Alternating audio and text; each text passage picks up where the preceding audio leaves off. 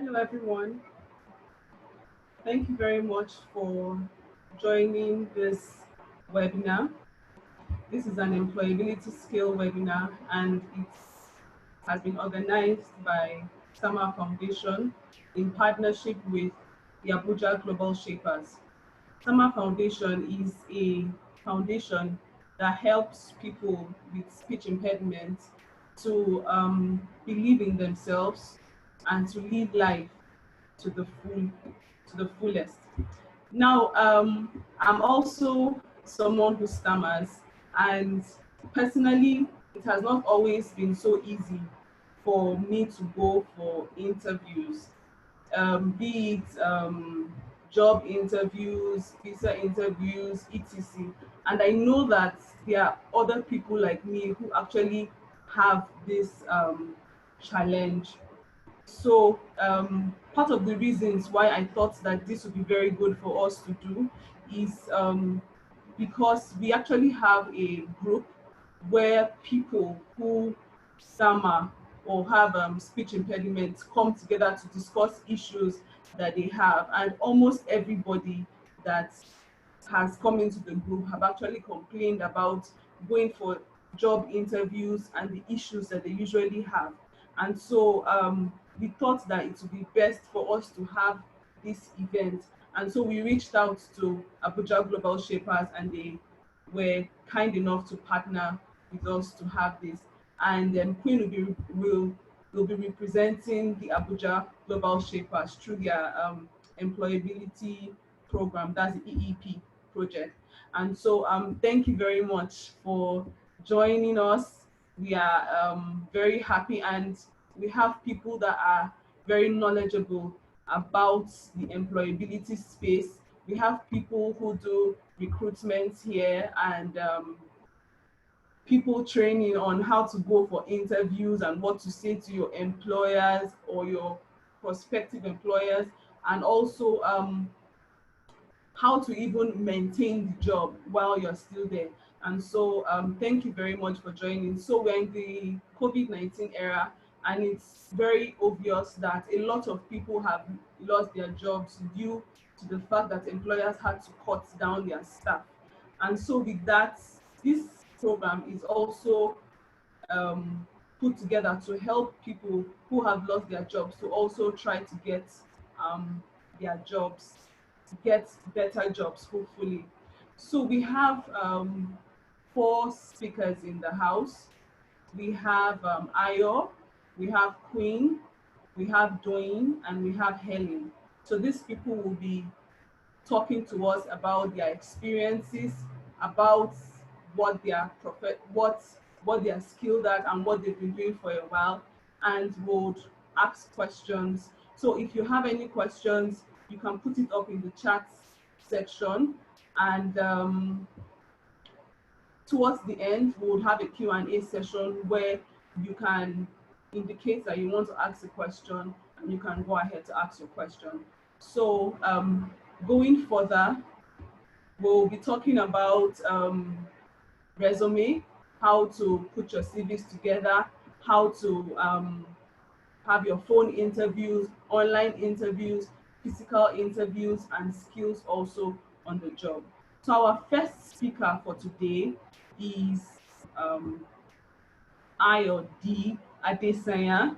He's an individual dedicated to helping others find their own roads to self-actualization. He is a person who stutters. Ayo knows too well some of the issues that people have had in their growth and development as it relates to employability. And he is the co-founder of a charity organization that helps people who stammer with employability issues, Stop Holding Back UK. And he is also the co-founder of a marketing company. And so he'll be talking about his story, how he has been able to weather the storm through having the stammering challenge, or would I say blessing, and still being able to go ahead to get jobs, help others, and so we'll be welcoming him now. Um, hold on. Yeah, Ayo.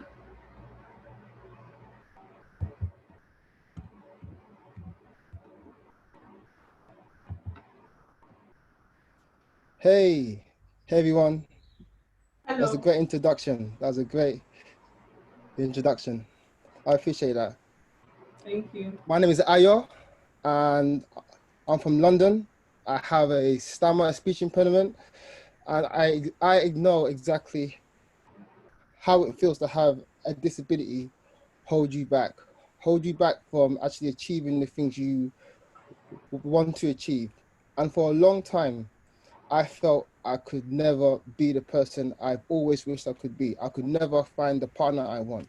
I could never have the career I want. I could never have the community, the friendships I want, because I could not simply communicate.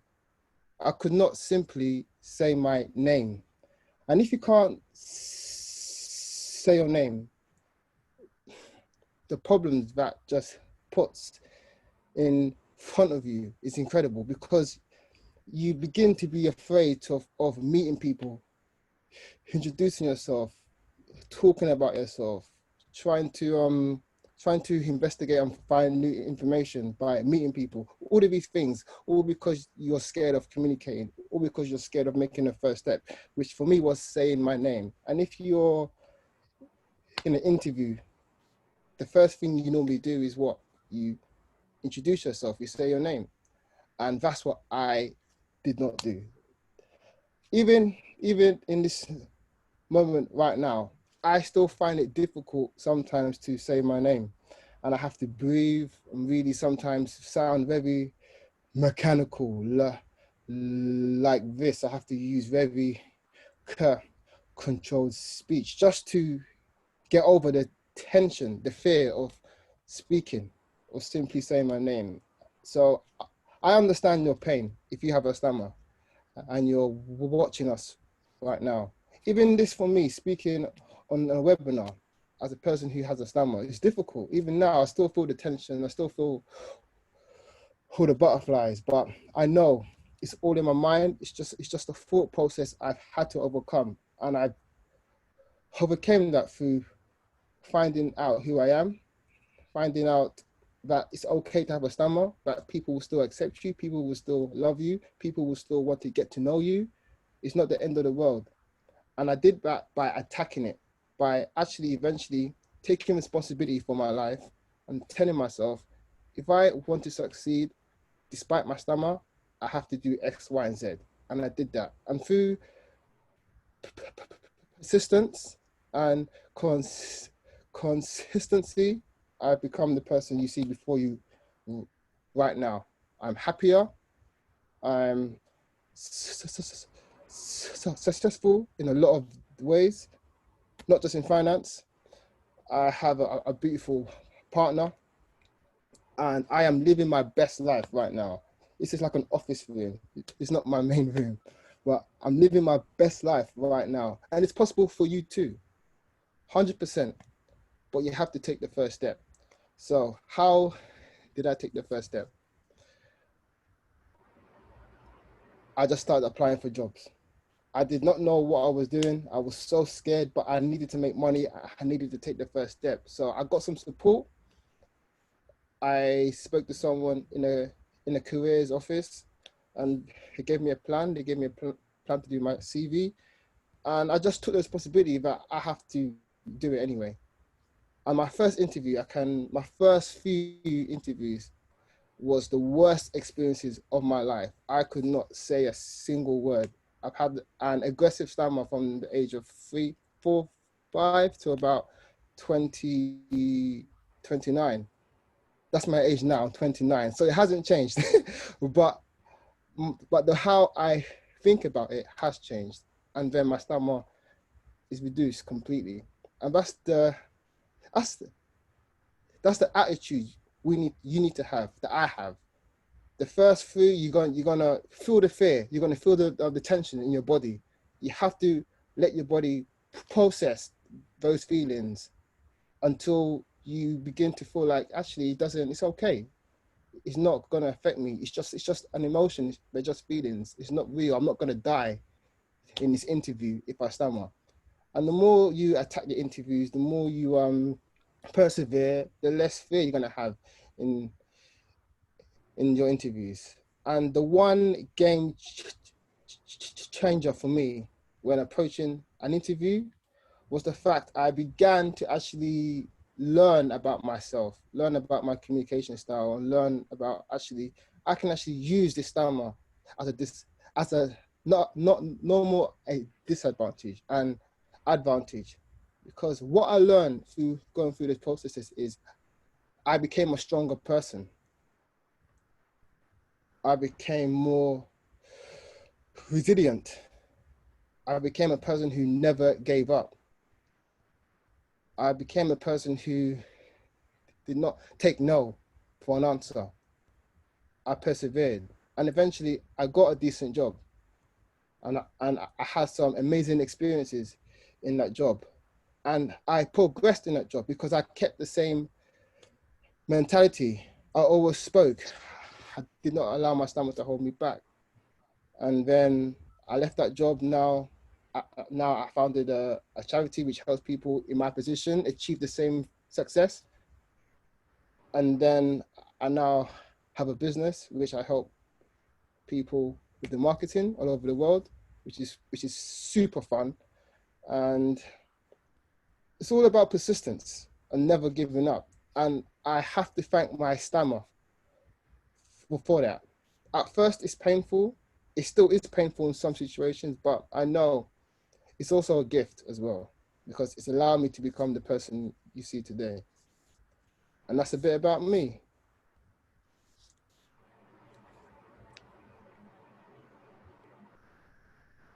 Okay, Ayo, thank you very much for this inspiring session.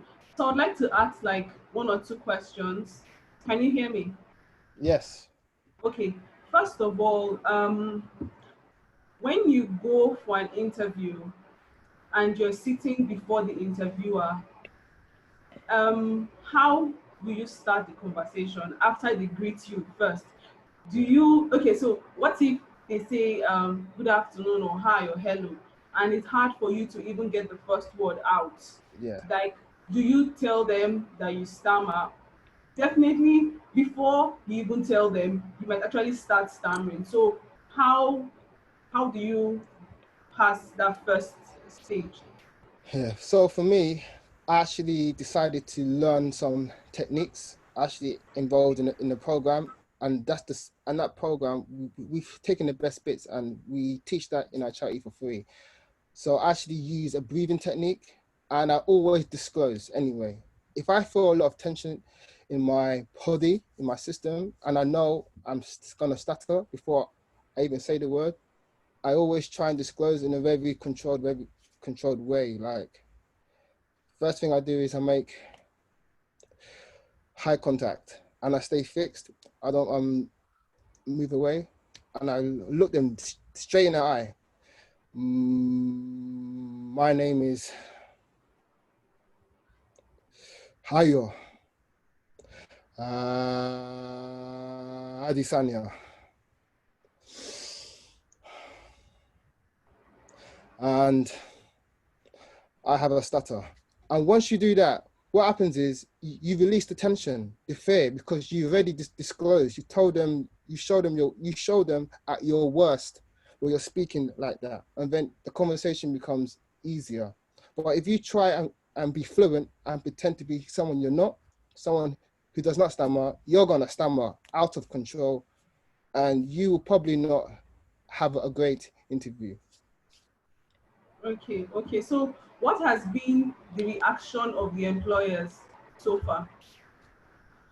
What is the common reaction you get? So when I disclose in that way, sometimes on purpose.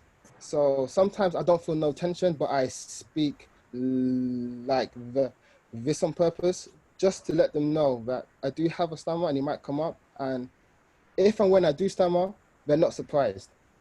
But if you go into an interview pretending that you don't stammer and then you start stammering and you don't disclose, hell, man, you're in trouble, because they will judge you because you're hiding something. But if you're hiding something and you haven't explained why you're hiding it, so it causes like a barrier. The person in front of you is not sure who you are. They're not really sure, and then you lose some points on that. But if you disclose straight away, it shows your character, the content of your character. Honestly, it shows who you are. You're a strong person. If you can be honest about your weaknesses and be upfront about it. So that's always worked for me. Okay, so most of people on my group, that's the Stammer Foundation, some of them say that when you go in and you smile, that it helps you. Does smiling help? Yes, smiling helps. It helps me. I like to smile. Okay, okay. So it Yeah. helps. I think the whole system, your whole body language is important. Your posture, the tone of your voice, how the eye contact is very important. How you shake the hand, how you say your name with confidence, how you speak, everything. Even if you stammer, if you speak with assertiveness, you be okay. But if you're stammering and you're holding back, you're very quiet. Yeah, but I'm saying to get to that point, you do need support. It's very difficult to have this mentality from the get-go. So this work you're doing is great because you're helping people discover that it's okay to stammer and you can become the person you want to be. Okay.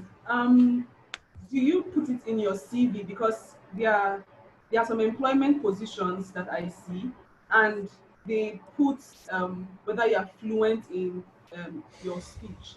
So, do you put it in your CV, or do you state that you are not fluent in your speech from your CV? It's difficult. It's very difficult. I would put it in my CV, but I've heard from employers that people who are my friends that they know if they have two people who are the same and one ticks the box that they have a stammer, they might pick the one who doesn't have a stammer because it's easier for them. It's just easy. It's nothing personal. It's just easier for them to train them. I know it's sad, but that's the truth. And that's what I've heard behind the scenes. But there are some employers who actually want people with stammers, people with hearing problems, people who are blind to join in their company. So it's changing. The world is changing. So my advice is right now in London anyway, I'm not sure about Nigeria, but in London, you should actually be putting down you do have a disability because employers are looking for people with disability to include them. That's the way it's going. Okay. What are the best kind of positions to apply for? Because I've seen some people that had issues with like customer care services. That's like Mm. front line. Then working as a PA. So personally, when I was serving, then I was a PA to someone, and he would get his phone when someone calls, and he would tell me to answer it. And it was hard for me to say the first hello to actually answer his call. And he didn't know that I stammer. So like he would just keep saying, tell them that I'm driving, tell them that I'm driving. And Mm. so as in for those kind of so do you advise people to take certain roles and leave certain roles that they might struggle with? Hell no. What a question. Hell no. If you believe you can do the job, apply, persevere. You will eventually uncover that you can do the job if you think you can't at first because of your communication. Your communication will improve 100% because the only way it can improve is trying. You need to do. If you don't do, you will never succeed in anything in life. You have to do. You have to not be afraid of failure. There is no shame in failure. There's no shame in stuttering. So that's a non-question for me. The role Okay. is irrelevant. You do what you want to do. Okay. Thank you very much, Ayo. This has really been helpful. So we will be going to our next speaker shortly to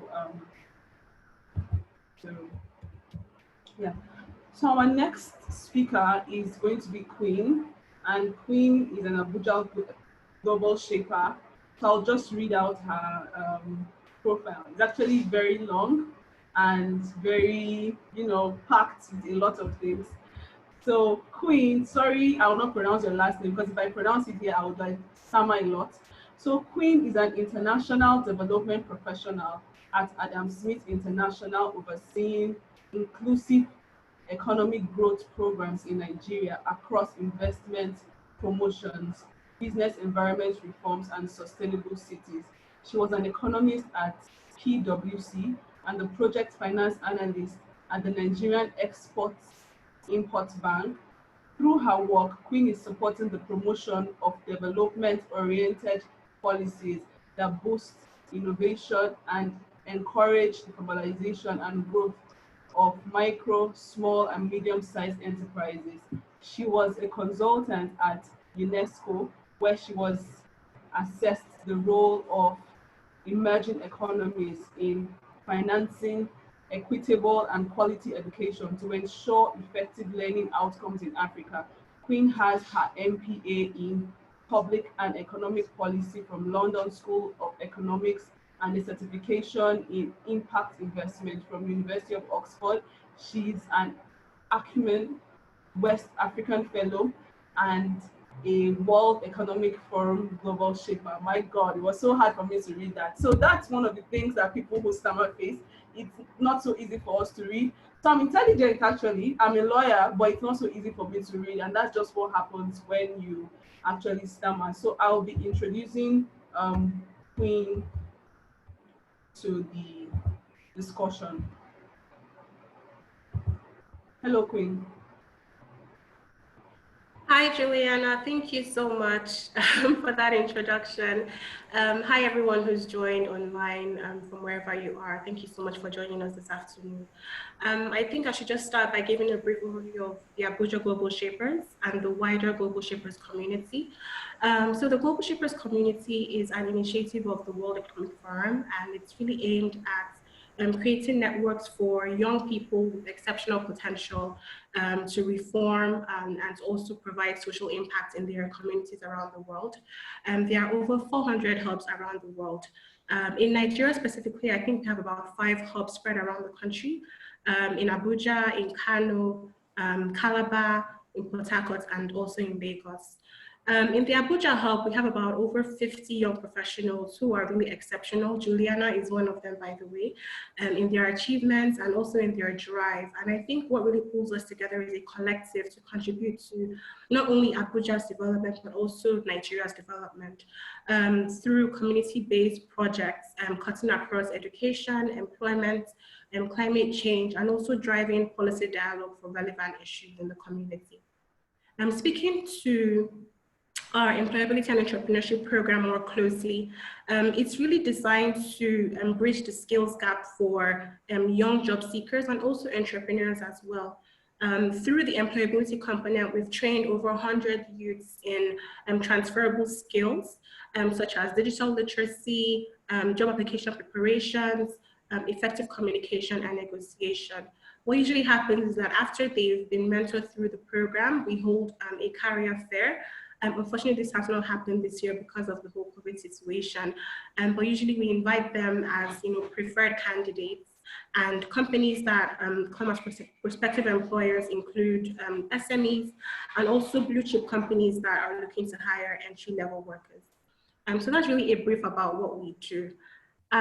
So as Ayo mentioned earlier, the first thing is just to start, right? And to start an application, you have to provide a CV, and that's really what I'll be focusing on in this session. So a curriculum vitae, or a CV, as I've just said, literally means a course of life. It's meant to be a brief account of your life's work, spanning your education, your experience, and also your qualifications. I think this definition is very important because it sets the course of what we are going to learn today. So your CV is your personal marketing document, literally. I think it's the first chance you get to make an impression and sell yourself to a prospective employer. It's often someone who doesn't really know you, and more so, it's also against so many other applicants who are also vying for that attention, right, for that interest. I think so many talented, graduates and even mid-career professionals are often overlooked by hiring managers because of lackluster CVs. In terms of presentation, I think a good CV should always be clearly presented and concise. In terms of length, I would always advise to stick to about 2 pages or no more than 2 pages. Remember that your CV is, amongst so many other pile of CVs, and most hiring managers don't get to read through every single one, but they just scan it for about 20 seconds to like a minute, and they usually make their decision, right there and then. So I think that the key really is to catch their interest and also increase their confidence in considering you as an ideal candidate to invite for a follow-up discussion. I think, there are so many suggestions about how to write a CV and what the right CV looks like. For me, I think I would just want to share some common sections that must be in your CV, right? I think the first thing would be, of course, your personal and contact information, including your email address, your phone number. Remember to also keep your email address a bit formal. We don't want anything like, foreverlove@msn.com. Something very simple, something that should maybe your initial, your first initial, and your surname. The next, people call this a personal profile or a career objective. It's a very important part of your CV. Usually a short paragraph, 2 to 3 sentences that provides an overview of who you are, the qualities that you can offer to the prospective company, and also your career goals. It's important to start with a short sentence describing your profession, your area of expertise, and also your professional objectives. So what I tend to notice is that most people tend to get the third piece wrong. So that's more around your professional objective, right? So for example, if you're applying for a sales role, your objective can't just say a job where I will increase and improve organization's reputation. Anybody can do that. It can apply to any organization. So you have to be a bit more specific. So a good example would be something like, I'm seeking a sales position in an organization that is looking for an extraordinary record of generating new accounts, exceeding sales targets, and also enthusiastic customer relations. So in that, you can see that you're really targeting companies that are looking to increase sales, and you're showing how you can help them to achieve that. So that's it for the personal statement. The next would be education and professional qualifications, always listed in chronological order. So it's always useful to put in bold what you think would be most impressive. So people usually want to signal through the course they did that they're relevant for the job. Or sometimes you find, even though it's very implicit, there are companies that look to specific schools for their preferred intakes. So if you're in any of those schools, you can always bolden that and show that you went to a certain school or something. For people that are just starting to enter the market, so for example, people that are looking for internship opportunities or for entry-level jobs, it's understandable that you might not have that much experience. So I think you can always highlight through certain courses that you've done in school and how you fit into that job, how qualified you are for that job. So you can also include relevant courses that you've done. The fourth thing would be around your work experience. Again, listing this in chronological order and focusing on the most relevant jobs. Again, we're trying to keep it very, very brief and concise. For the jobs as well, decide what is more impressive. Some people might find that, the job title is more impressive to the employer, or maybe the name of the firm you worked for as well might be more impressive. So it depends on which one. If it's the job title, you bolden that. If it's your firm, you bolden that. So I think this part is very, very important because most employers state the role requirements in the job advert. So what I always advise is doing a stress test. You can't always, push the same CV for all the roles. You have to be a bit targeted, right? So I always do a stress test by reviewing the job description with my current CV and checking, how I match each requirement stated in the job description. I think this also ties in with showcasing the relevant experience you have and being very concise. One thing I have to say is that you have to make sure that your claims are 100% assertive and honest, because if you go to the next interview, into the next stage of the interview, which Adedoyin will talk about, they're also trying to test your experience and whether you can be able to speak to that experience. It's very important for you to be very, very honest whilst you're matching the words to that job description. In terms of highlighting, I think it's always good to be in bullet points stating what your key responsibilities were, and also what your key achievements were in the role as well. It's always good to use power words as like assertion, conceptualized, led, directed, consolidated, really good, strong words like that. And also for achievements, you also want to be very specific and in some way measurable as well. So for example, you can say, I raised £1,000 in maybe a month for a healthcare project in Kuje, for example. So you can also see how you've contributed, and they can really measure specifically what you did in that organization. I think in terms of another one would be around civic and community leadership. Again, I'm speaking to this for people that don't really have that much experience. So, people say they don't really have that much experience in the workplace, but they also forget that, volunteer work, community work, are very good ways of highlighting specific transferable skills. For example, project management or leadership roles. If you were involved in, budgeting, you can also highlight that you have strong financial management skills, fundraising and communications as well. However, again, tailor this to the job you are applying for. I think the last thing around the CV would be, around interests and hobbies. This isn't really key, but I think it's good because, increasingly companies are looking not only for people that can do the job, but can also, gel with the team per se. So, your interests and hobbies can be a way of showcasing, the fun side of you, or something very fun and interesting that you think they should know about you. And in that way, people can be like, oh, she likes football. We have in our company, maybe she'll be good at this. So it's also a way to be a bit more personal. So that's really it about what tips to have in your CV and building a good CV. Thanks, Juliana. Okay, thank you, Queen. So I have I think 1 or 2 questions. First would be that I've actually heard that some people, when you submit your CVs to them, they actually go and check your social media handles and they do like a background check on you and all that. So what are they, is it good to put your social media handles on your CV, considering that they go to check you out? Yeah, I think it depends on the role. So for example, I know if you're into like digital marketing, for example, companies would want to see how you handle your own, social media handles.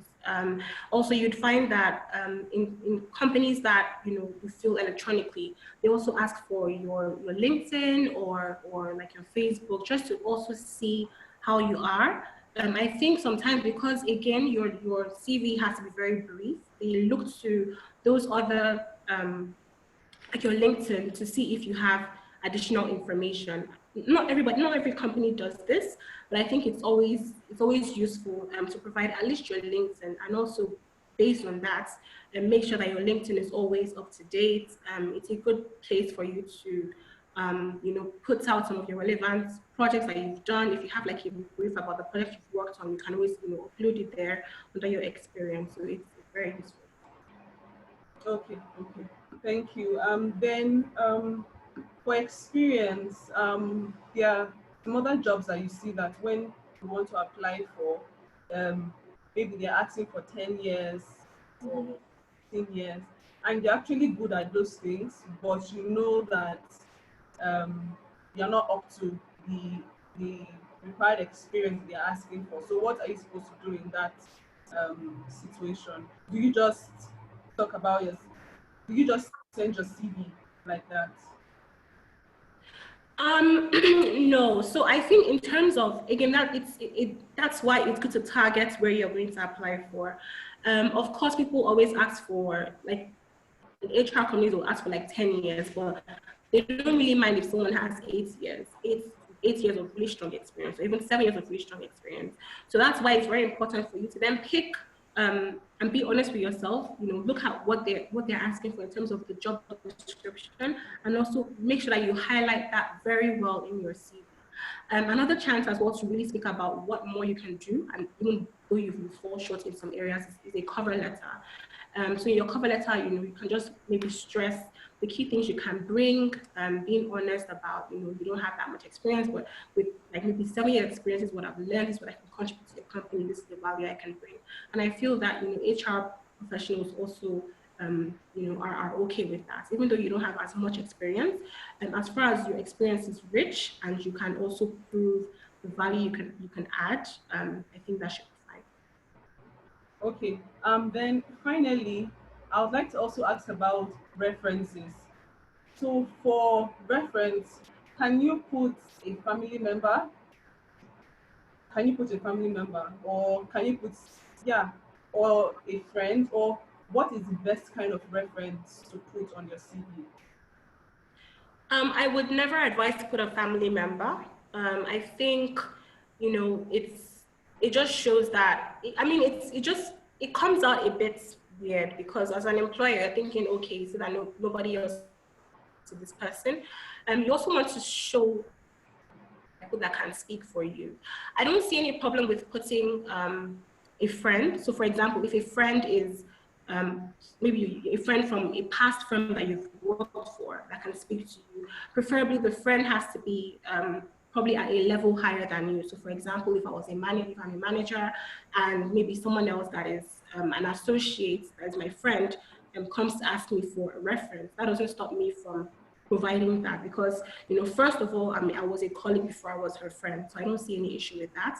But I think your references should always be people that, you know, you've worked with before, that can speak to your work, and that can speak to your work very well, and people that sometimes also good to reach out to them beforehand, just to let them know that, you know, I'm thinking of putting you for a referee. Are you happy with that? Because, you know, sometimes some referees are always like, oh, I didn't know about this, and that can really affect, you know, how they also portray. So it's important to always communicate with whoever you're going to put as a reference before you go into do so.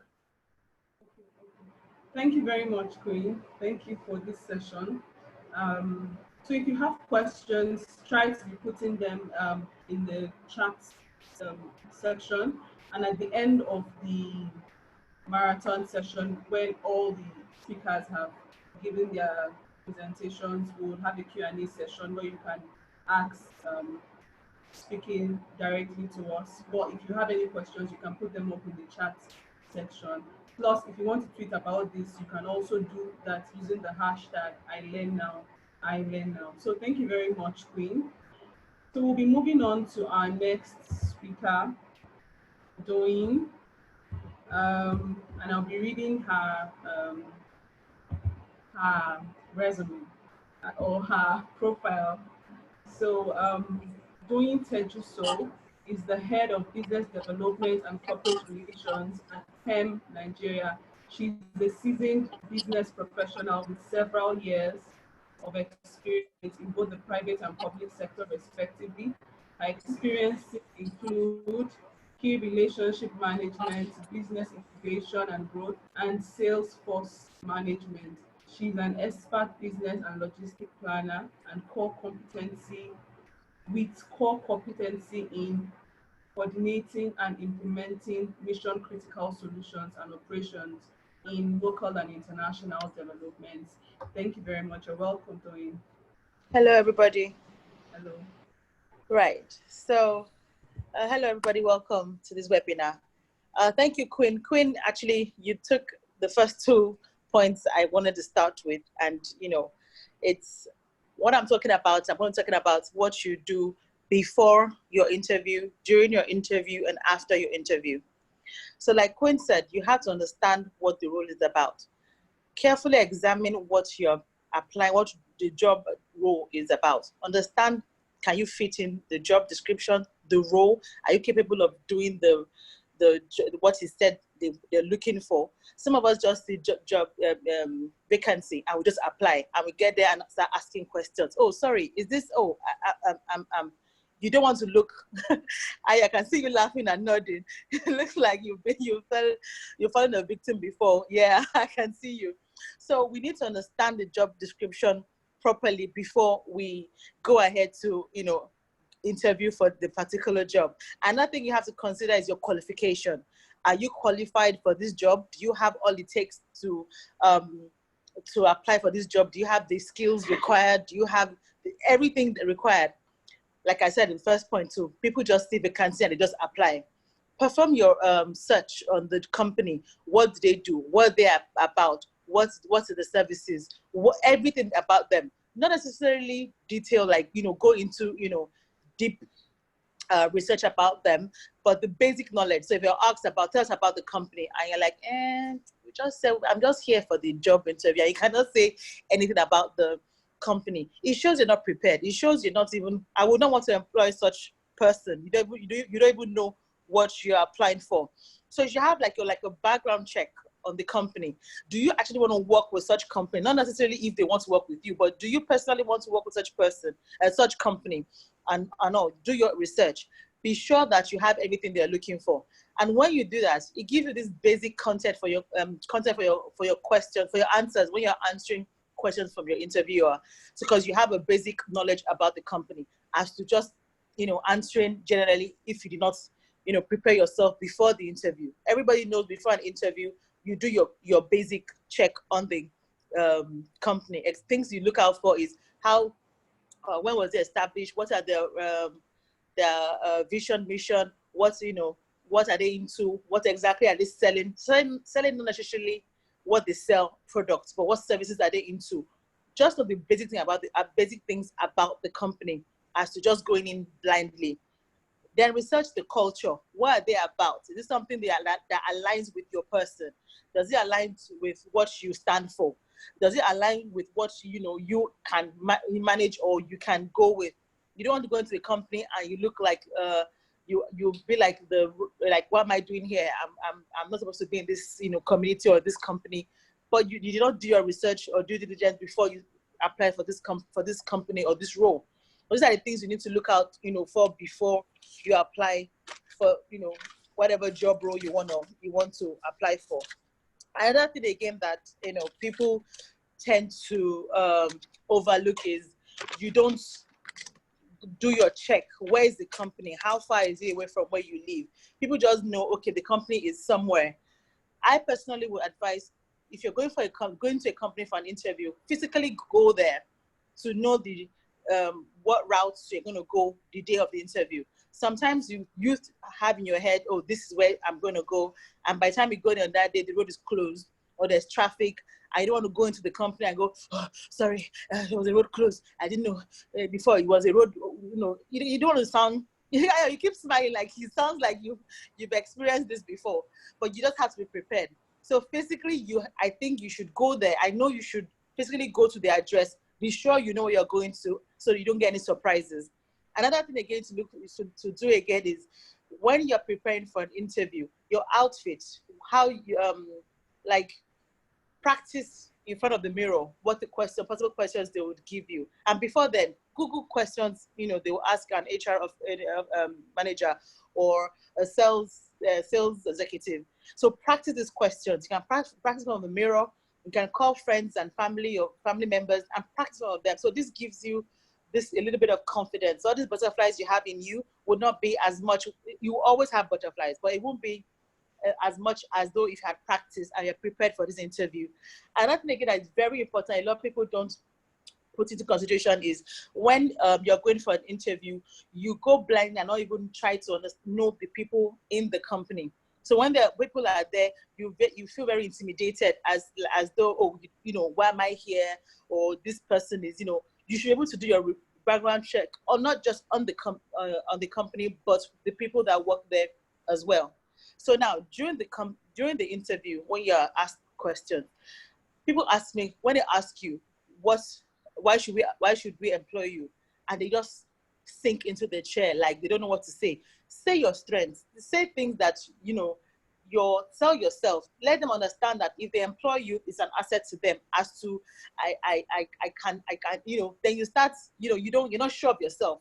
But if you're sure of yourself, you let them understand that I'm an asset to your company. If you employ me, I have this, I have people skills, I have managerial skills, whatever skills you have. Let them understand. Yes, it's in your CV, but you should be able to, you know, sell yourself and say, you know what, I know you want me, you want me, and you need me.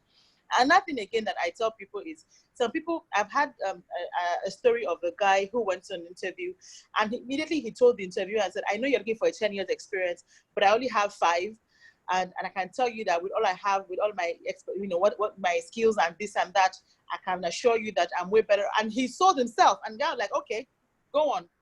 But because they said 10, you shy away, or you chicken and like, oh, sorry, I don't have 10, but you know. But if you're confident in yourself and say, I don't have 10, but I have 5, I can do the job equally as well as whoever has 20, 10, 15. So you have to have confidence in yourself, know your worth, know your, you know, what you can bring to the table. That's why you don't lie in your CV. Don't lie, because whatever, let your CV be like a representative of a representation of who you are. Let your CV say what it is. So if you put things there that is not true, but because it is not you would not, because you have lied. And we'll have some people that would, you know, pull it off. But I try to tell people, don't lie in your CV.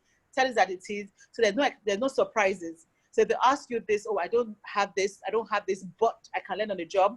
I can do this, I can do that. So you're like a plain paper. Like you can tell them, like, I'm a plain paper, I'm a plain canvas, and you can draw on me, and I'll, you know, give you a good portrait. So there are other ways you can sell yourself and not lie on your CV. Now, post. You need to follow up on your interview. So when you're done with your interview, you should ask, okay, so after this interview, do you want me to call you back, or how long do you want me to call you back before?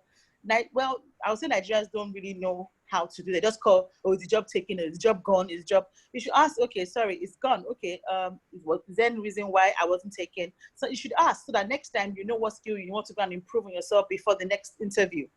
I like to ask, so I'm sorry, okay, I didn't get a job. Why didn't I get a job? Some people might not tell you, but some people would.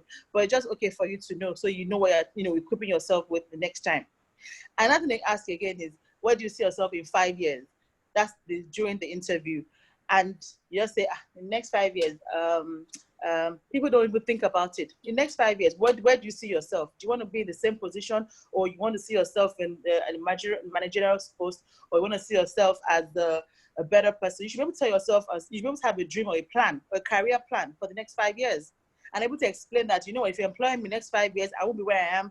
I'll probably, you know, have improved on my skills or my whatever, and I'll be, you know, in a better position and help, you know, things. Let them say that you have a career plan, not just that right then they ask you of a 5-year plan and you're thinking, oh, well, let's start with today. We'll know how 5 years will be later on. You can't do that. Do you understand? So you have to know what your career plan is. Those are things that, you know, basic things you need to do. And sorry, the last thing, because I'm rushing because I know I only have 15 minutes. This is very important. As trivial as it is, look at your outfit for your next interview. You need to look at your appearance. Appearance is very important, because they say the first impression matters a lot. Some people see you in the first seconds and they can tell if they want to, you know, have you on board or not. Don't go in your interview looking like you're going for an engagement party. Don't go into your interview as if you don't even have a clue or what, you know, you want to be, you're going for like a lawyer or something, like, oh, in bright colors and all that. Understand the role. Let your appearance, you keep smiling, you keep smiling like I'm telling you what you've done before. But you need to understand what the role is, what it entails. So for me, appearance is very key. How you talk is very key. Body language is very key. These are things you don't say before you even say something. And these are the things they will see. No matter even if you're a first-class student or the best students in your graduates, you know, in your set. But some things that they see before they understand or know that you're first-class students. And mainly they miss that part. They don't even remember you're a first-class student anyways, because that's what they will remember. Oh, remember that girl that came and she had lemon green eye contact, or she had big gold hair, or something. These are things they will remember and forget that what she was a first-class student. Rarely before they can tell you that, oh, she has gold lemon green hair, but she was a first-class student. But these are things that you need to put into consideration before you go into for your interview. You need to understand what role you're, applying for. So for me, these are the, Jen, I have a lot to say, but I know I have 5 minutes and 15 minutes, and this is just the basic things that I think everybody needs to, put into consideration before you go for your interview. There are loads of questions you can, if you're not, clear any information, you can ask the interviewer. Don't let it be a one-way. It can be a two-way. Ask the interviewer, okay, so the best person in the company, what's the best qualification, or what have you experienced? Ask questions that would make them think, oh, you are thinking, as to just it being a one-way conversation, as to you understanding that, oh, you are bringing a lot to the table as well. So these are little things you can do and make you have a fantastic interview, and they want to call you back. I hope I said. Thank you very much, Joanne. Like, you said a lot of things that I did when I was still small. So I saw Ayo too doing like he did everything. So like it was really good to listen to your session, and it brought back a lot of memories. So I have a lot of sisters, and growing up, like when we just finished university, we used to go for a lot of interviews, and most of the things that you talked about were like things that we've experienced. So I can relate with what you're saying. So I want to ask a question. Right. For the Nigerian scenario, I know that a lot of people don't really have passion for the job, because that was how you started, that you have to love the job, you have to have passion for the job, and sincerely, that is not what they want. Like, they don't care if they have passion or not. They just want to get something to be able to move and eat and provide for their families. So when they see job interviews or job adverts, they are not looking to say, oh, do I care about this job? No, they are like, where is my CV? And they are sending it straight there.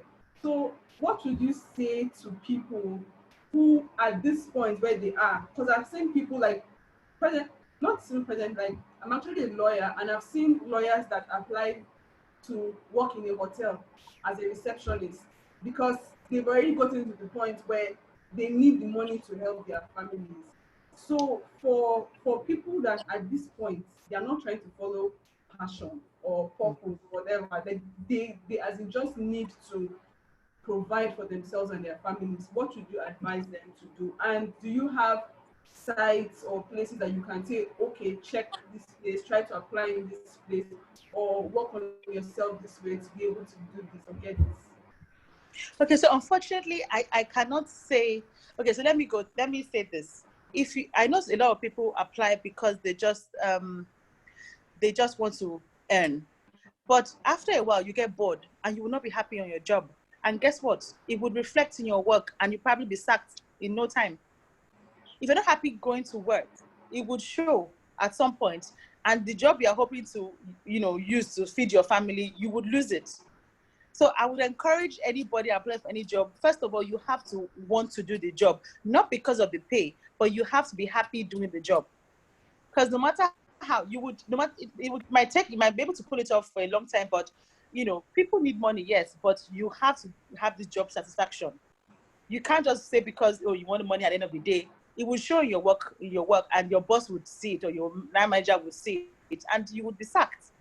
So I wouldn't say you just go and apply for the job. Yes, a lawyer can say he or she wants to be a front desk manager or whatnot. You can do that if you have the passion or you like it. But the moment you don't like it, you would go to work, you wouldn't have that passion, and you can't fake passion. Your boss or whoever will see it and there way you give it off, and I don't want you, because most employees I want somebody passionate about their job. I want somebody who is happy about their job. But you are just doing it, okay, end of the month, let me get my money, let me go. But it would affect your work if you're not happy with what you're doing at any level. You have to, as I encourage anybody, you have to you have to be happy in doing the job, as to just going and getting the money and leave. Okay, thank you. Then I'd also like to know, most time when you go for job interviews, they usually ask, how much do you want to be paid? Or they'll ask you, how much was your last salary? Yes. Okay, so because for me, I should tell you, honesty is key. Because personally, I would ask, well, how much are you, how much are you offering? Because some people think, oh, I'll shoot myself in the foot if they were actually, trying to offer more and I have said less. Why don't you not go into the job 6 months, 3 months into the job and then ask for the, pay rise? And if your job, if you're sure of yourself, I really don't like, personally, in everything, try not to be, dodgy. Go straight to the point that this is what I'm looking at. But some people will ask you what's job, what not. Tell them what is okay with you. After you've done all your pen and paper, your transportation, what you want to take home, blah, blah, blah, and what you're happy with. Everything also boils down to what you're happy with. Don't let greed set in and say we're trying to hope for more or bid for more. You just go with what you're happy with. And if the company is going to, increase data, fine. But over time, I'm sure they'll be able to do something. As to you saying, I got interviewers will say, oh, fine, we'll give her, you are expecting 200. And the interviewer says, how much are you looking at? And you say 250. And they say, we can't afford you. And that's right there, and then you lost the opportunity. Do you understand? So I personally would just say, you what's your mind, what you can't say no to. Give it to them. Then over time, try to work your way up, and then we take it from there. As to you trying to over and you now get you miss the opportunity at the end of the day. Okay, so if I understand you, what you're trying to say is that if they ask you that what would you like to be paid, then you tell them that they should be the ones to offer you what they feel they want to pay. Tell me what you're offering, okay. And if they tell you and you're okay with it, fine. If you're not, you don't go with what would make you sad and you start a job and you're all grumpy and you're not happy. But you should not walk away with what you're not happy about or happy with. You should always walk away with what you're happy with. Okay. Then finally, so there's someone I know, and it's not myself. Okay. She went for an interview, and for this interview, she wore a skirt that was above her knee, and she actually got the job, but she was not able to go ahead with that job. So for a subsequent interview, she wore something similar to what she wore for the other interview. But this particular interviewer was offended by her appearance, maybe because it was maybe the person's personal belief or personal moral standard. So how would you advise people to dress going for interviews? Well, for me, what I would say moderate. Yeah, you dress moderately, but moderate now is how would I put it? Is different in different levels to anybody. I would just play safe, go below the knee, cover up, accessorize to minimal, don't heavy makeup, so that you're not offending the left or the right. You're just in the middle. Because I don't think anybody will be upset your skirt is too long or will say, oh, she's too covered, depending on the role you're seeking for. However, I believe if you dress moderately and appropriately to any job interview, I don't think anybody will be upset. So the other lady that went with a short skirt, if she had gone with the skirt below the knee, I don't think the person that preferred the short skirt or the person that preferred the long skirt would have been happy. They would have been upset. Both parties would have been happy either way because she wore something below the knee. So I would advise, just be as moderate as you can be. Be responsible as much as you can be, because you never know who you meet, who your interviewer would be. Be moderate, dress decently, cover up below the knee, less, not too much makeup, not too much jewelry, you lay your hair with, neatly packed. Just look decent as you can, so that you don't give any, give off any different signals or pass the wrong message. Okay. Thank you very much, Doyin, for the session. I really enjoyed it, and I'm sure everyone also enjoyed it. Oh, thank you. Thank you very much. I hope everybody, took something away from this. Yeah, I'm sure everybody did. Thank you. All right. Okay, so we'll be continuing with the session.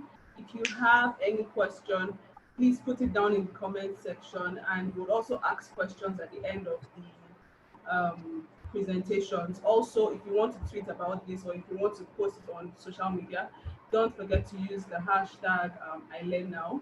Thank you very much. Okay, so we'll be inviting our final speaker, and she's Helen Ochoga. She has 12 years experience. She's the principal consultant at Sam August Consultant, an HR and business strategy company committed to transforming everyday business into industry contenders. Some Oga consult service are broadly categorized into three. We recruit, we train, we grow businesses. One of their HR services is recruitment. And and what stands them apart is their rich database of high potential job seekers who they identify and groom through their various employability programs. So you're welcome, Helen. Thank you very much. Please, you can go ahead and address us.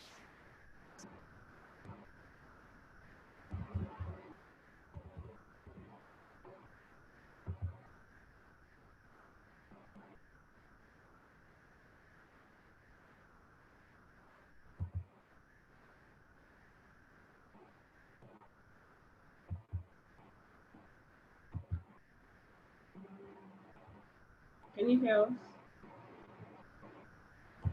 Can't hear you.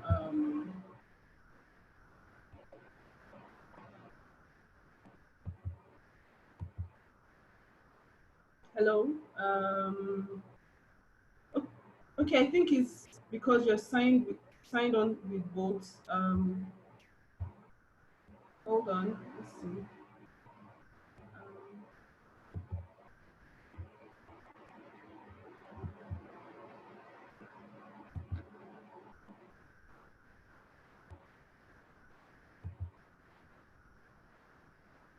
Hello. Hold on.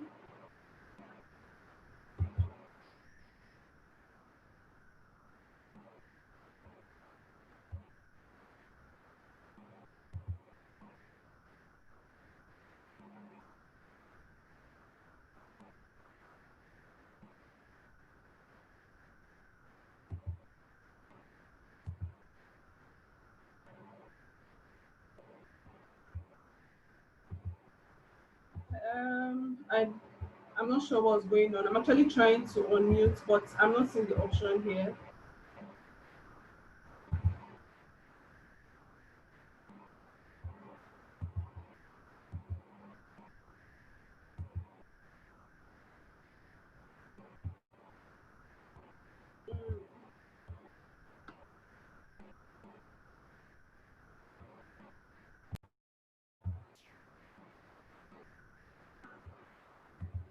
Sorry. Um,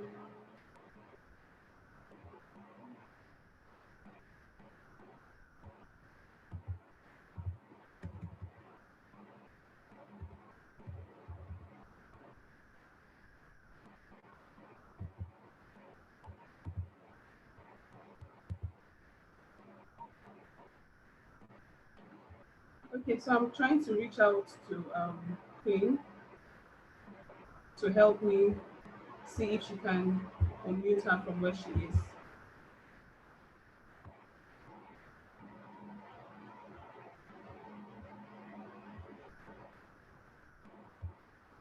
Sorry for the um, sorry for the technical challenge. Um, okay, okay, please try to speak. Yeah, I can hear you. I can still hear you. Perfect. So please go ahead. Thank you. All right, great. So initially I started by thanking the earlier speakers for doing justice to those topics, and in fact I took a few things home myself. So I'll be talking briefly on employability, and to start with, my favorite definition or explanation of what employability is the one offered by the global body of behavioral interviews. And I won't give it verbatim, but I think they say something like it's the set of skills, attributes, and knowledge that an individual needs in order to be effective on a job. So beyond being effective on the job, it also implies that these skills are of benefit or importance to the person as an individual, of importance to their employer, and then, of course, important to the larger economy. From this angle, let me see if I can just approach this topic from this definition. So basically what it's saying is that employability first starts with the individual. You have to have something within you. I noticed the first three speakers kept on talking about skills.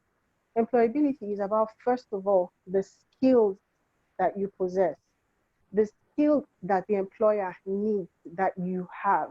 It's about the attributes, your personality. It's about what you know. It's deliberately not talking about your qualification. It's talking about what you know, what that qualification has given you, what that MSc has given you, what the BSc you have, what have you learned from it, how has it made you a better person? Yeah, so employability is basically the resources that you're selling, so to speak. What is the employer paying you for? One thing to note is that employability skills differ from job to job. Yes, there are generic employability skills where we talk about communication skills, logic and reasoning, comprehension, analytics, analysis, problem solving skills. All of us have those on there. So everybody has it on their CVs. Yeah, but what's important when looking for a job is understanding the skills that are relevant to the job that you're looking for. So I like to use this during our sessions. I always use customer service and sales because those are the most, I like to call them commercial, so to speak, commercial jobs, because they're the ones in high demand and high supply. Customer service, client interface, and sales. So sales, for instance, if you were applying for a sales position, most people will put communication skills on their CV. That's a good skill, but your objective is to stand out from every other person who is applying for the job.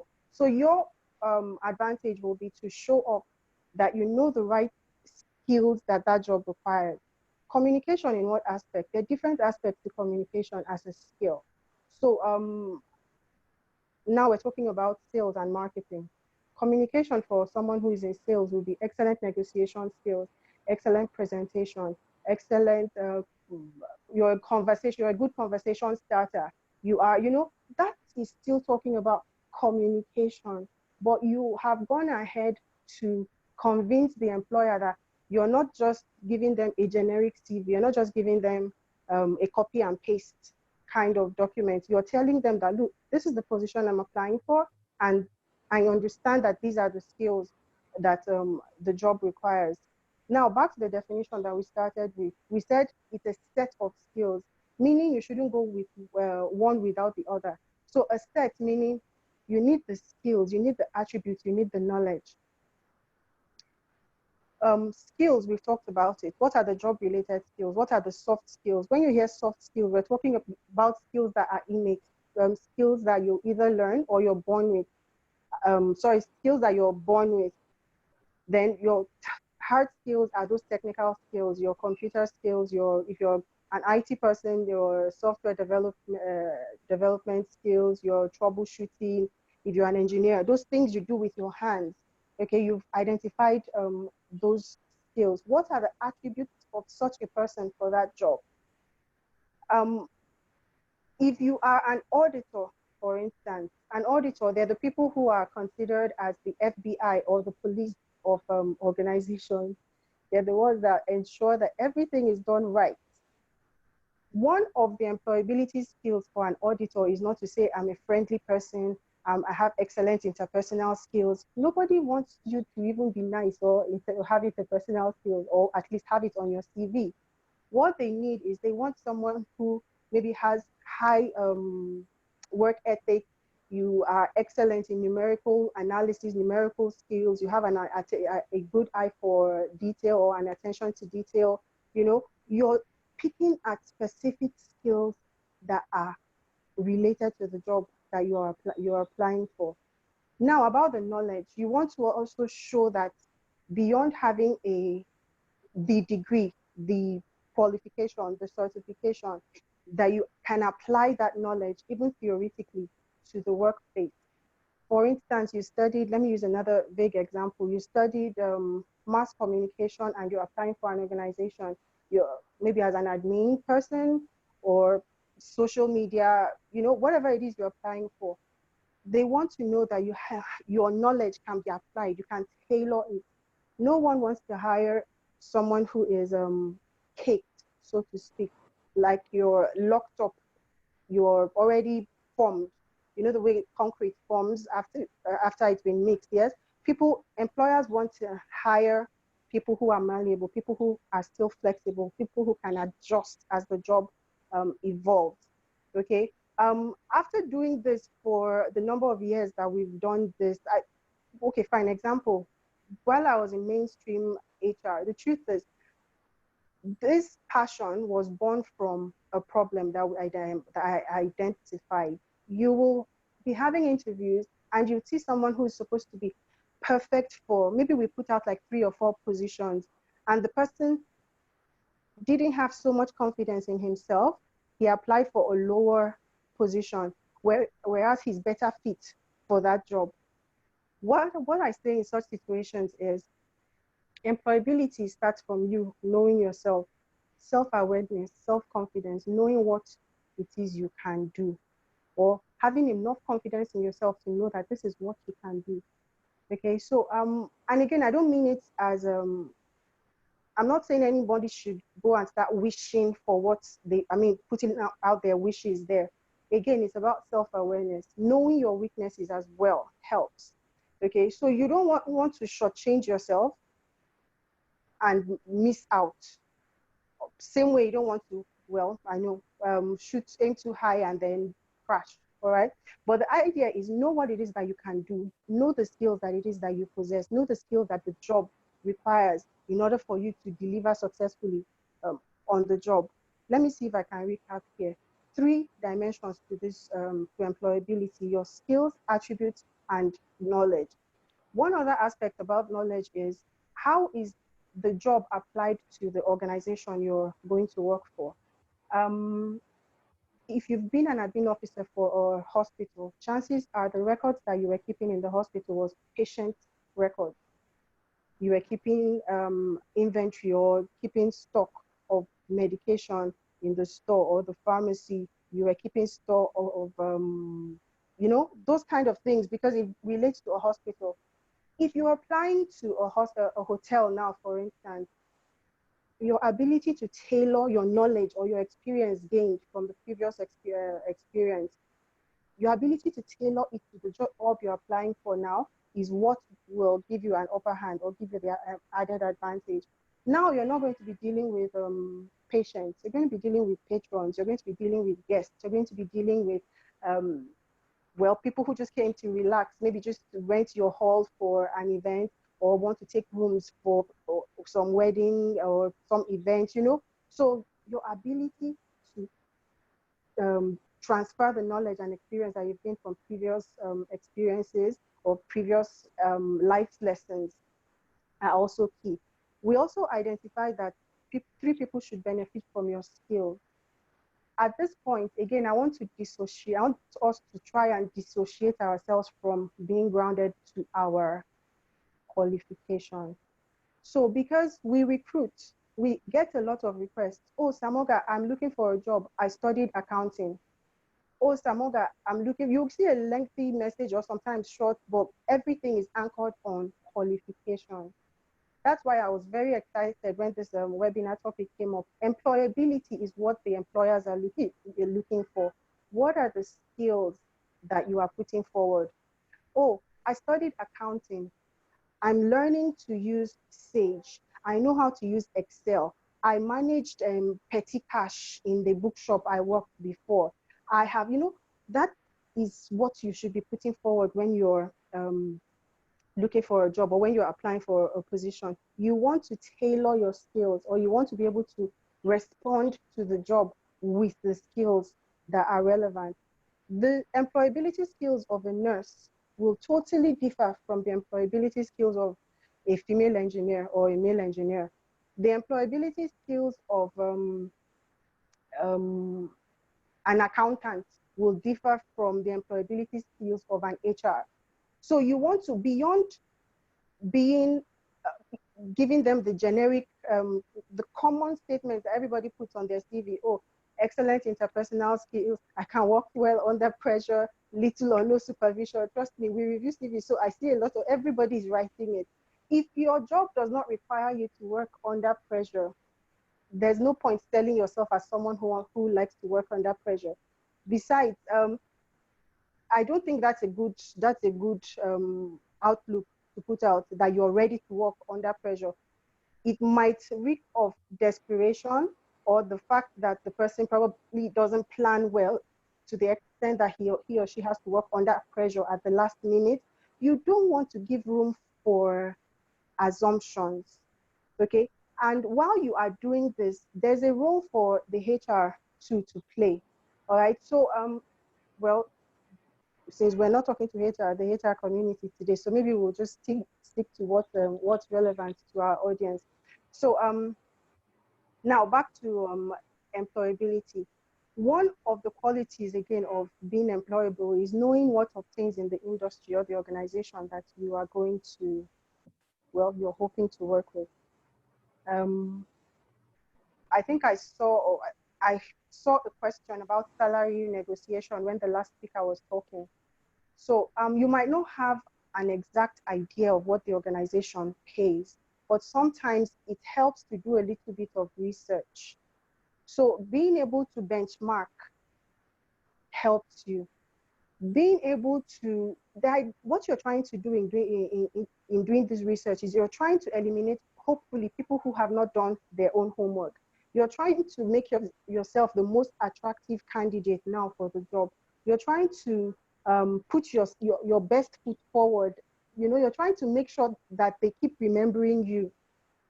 All right. So what obtains in the industry? If you're going to work in the fashion industry, yeah, somebody has a business, fashion house, and she wants to hire an accountant. Because your friend who studied accounting is working with some Pfizer, and he's earning 300,000, and you both graduated the same year, it doesn't mean that your fashion designer employer should pay you the same thing.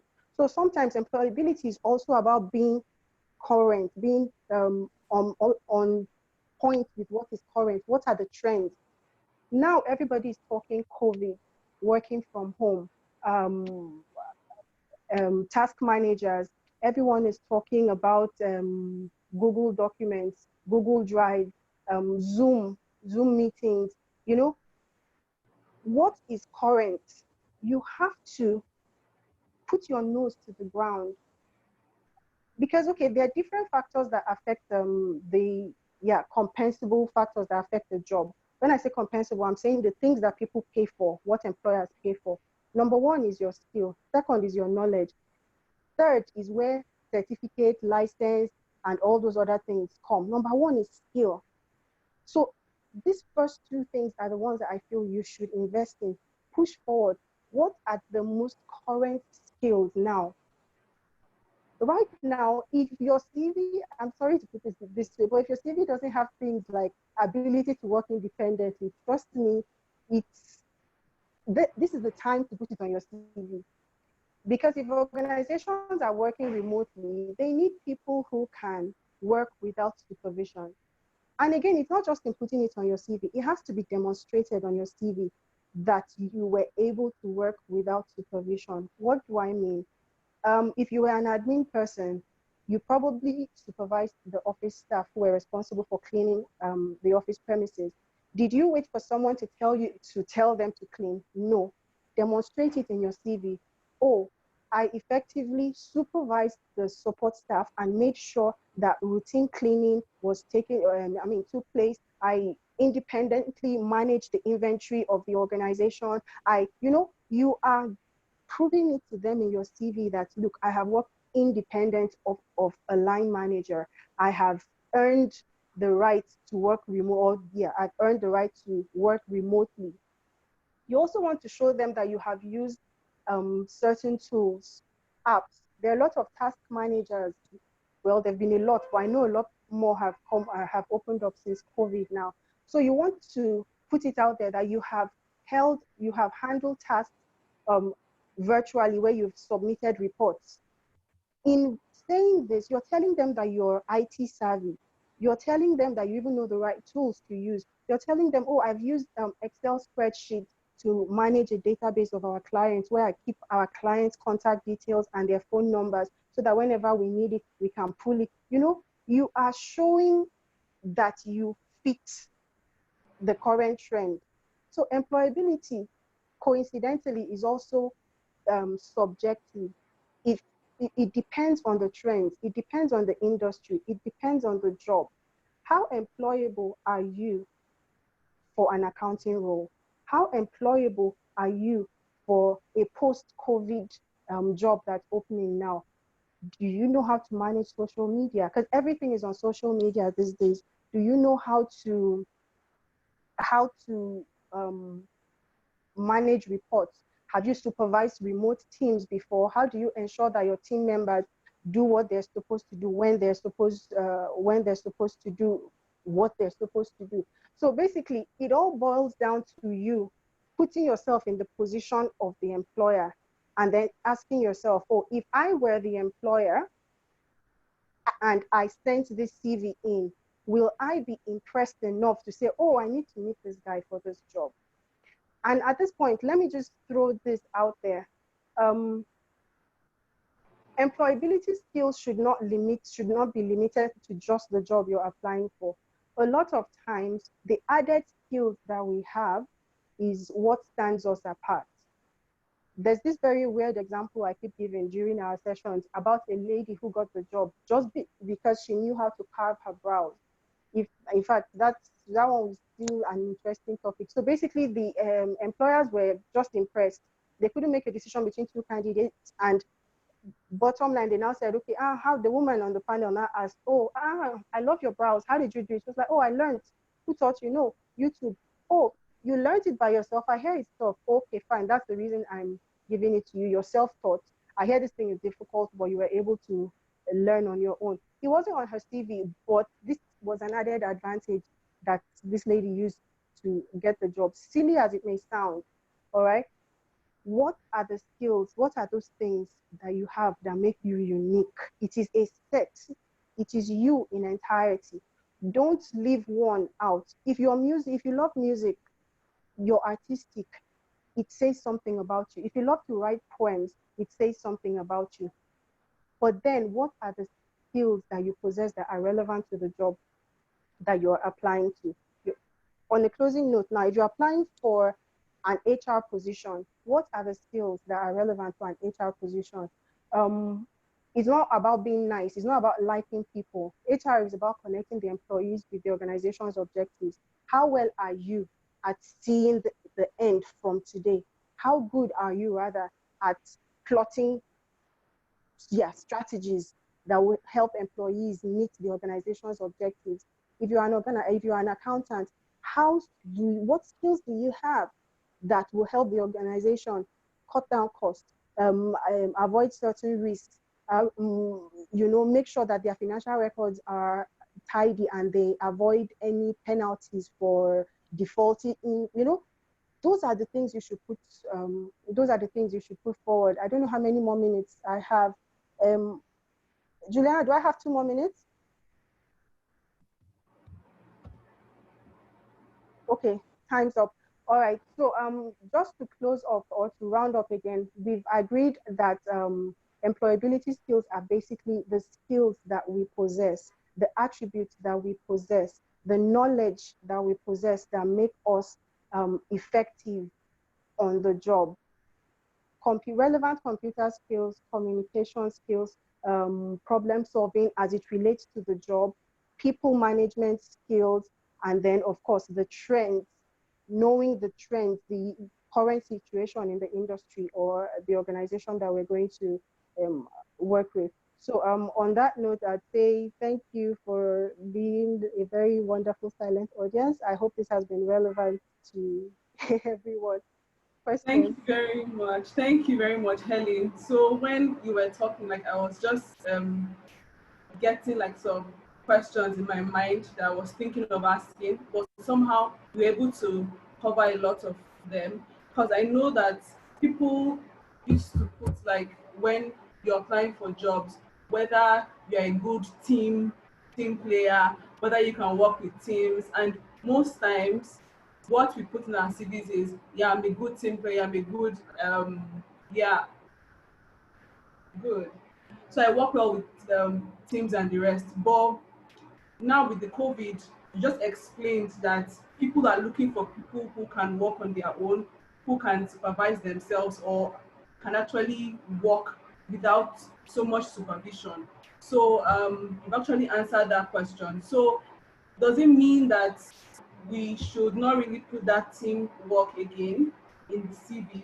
Because some of us are introverts, so working with teams might not be so easy.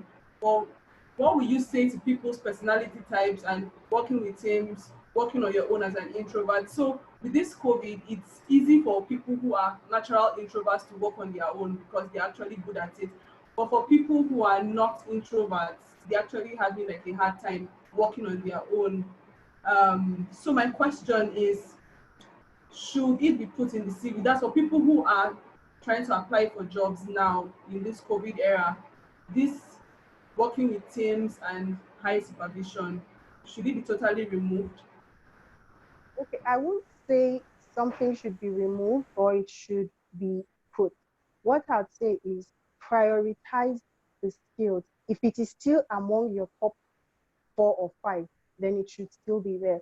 But basically, what's the job you're applying for? Does it require you to interface with your team members? Right now, organizations are downsizing.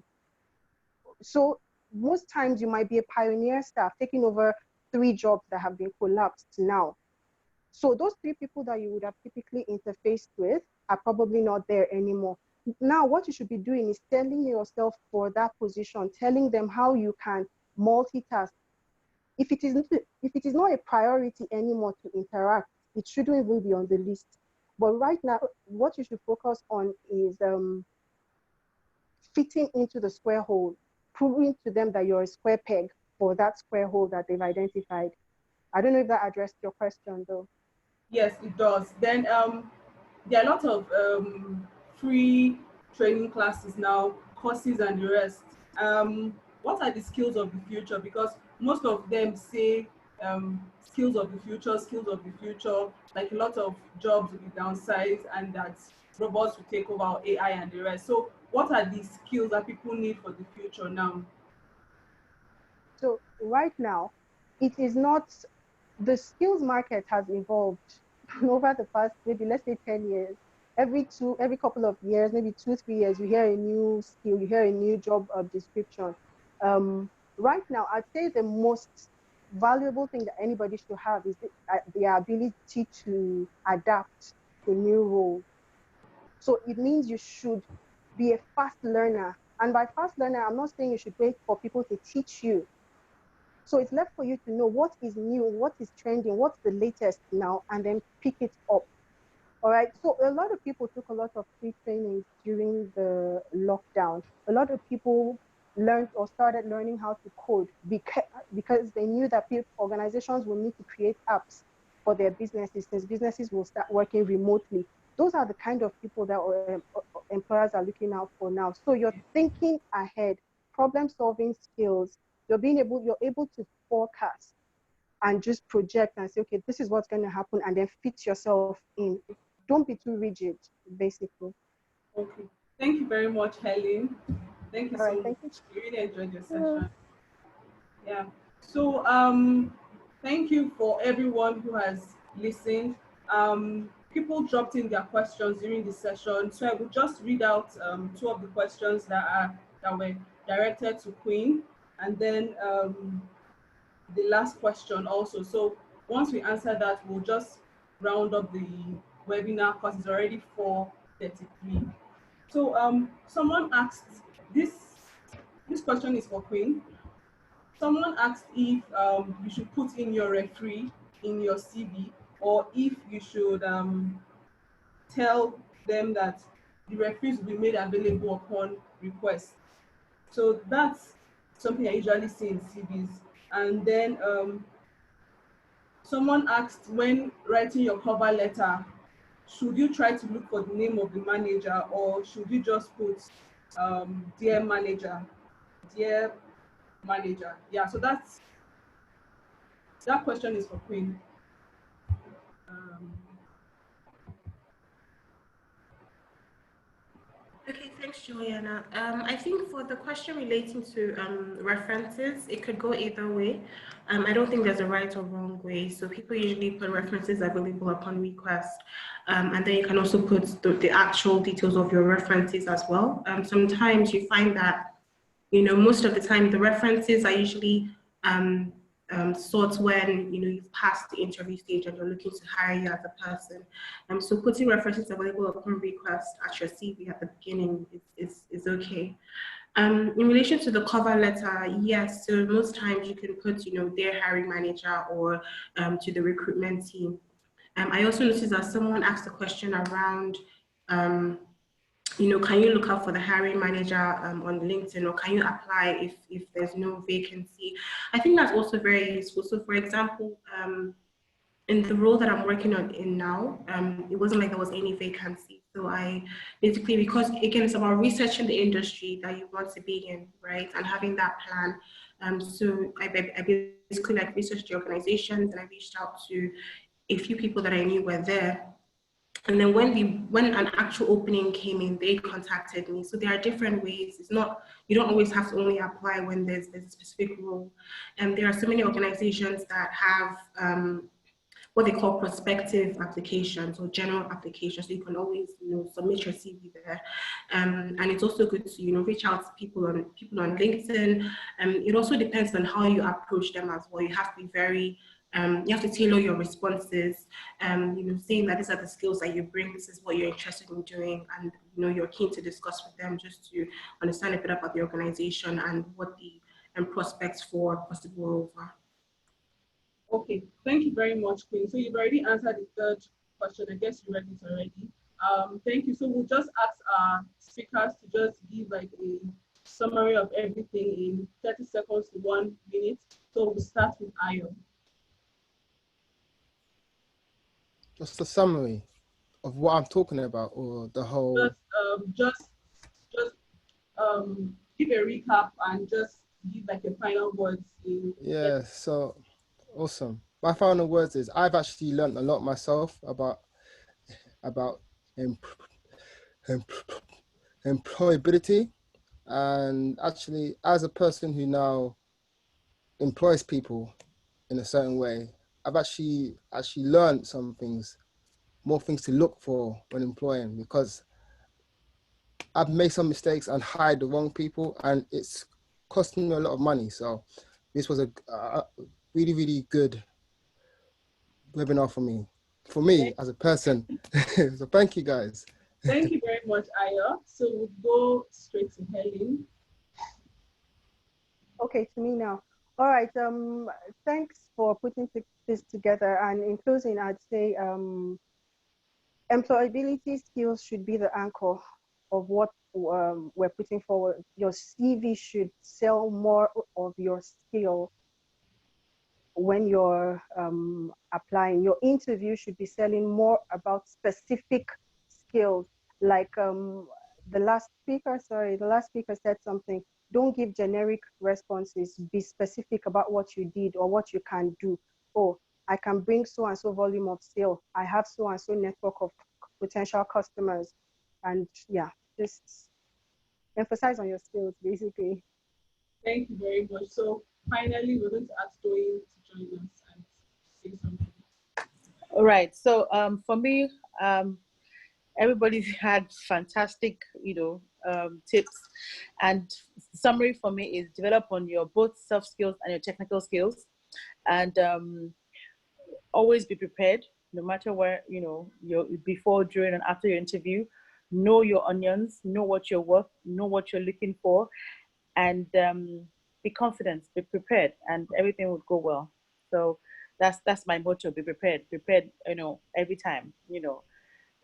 Just be prepared. So that's just, I don't know what to say in 30 seconds, but develop yourself, both the soft skills and the technical skills. Okay. Thank you very much, everyone who has joined this webinar. It's already 4:39, so we're going to be able to take questions, but we've been able to answer those that put their questions on the chat. This webinar was organized by Stammer Foundation in partnership with Abuja Global Shapers. Thank you very much for joining us, and feel free to send your questions in, and we'll send those questions to the speakers if you're able to specify who you want those questions to go to. Thank you. My name is Juliana Imam, and thank you for joining us. If you want to tweet about this, don't forget to use the hashtag #ILENNOW. Take care. Bye. Bye, everybody. Bye. Thank you, and bye, everyone.